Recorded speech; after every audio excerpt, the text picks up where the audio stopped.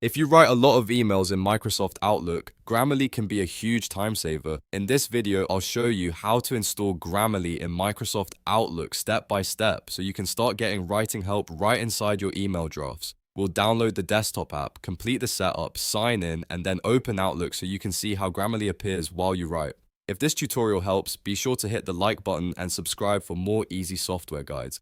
Alright, let's get started. First, open your web browser and go to the Grammarly for Desktop webpage. This is where you can download the installer directly from Grammarly. Once the page loads, look for the download button for Windows or Mac, depending on the computer you're using. Click the download button and your browser will begin saving the installer file to your device.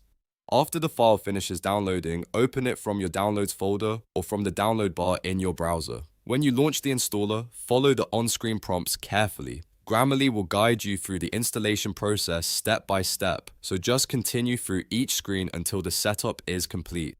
If your computer asks for permission to make changes, click yes or allow so the installation can finish properly. Once Grammarly is installed, you'll usually be asked to sign in. If you already have a Grammarly account, enter your email and password to log in. If you're new to Grammarly, you can create a new account during this step. Signing in is important because it connects the desktop app to your profile and activates the features available to you.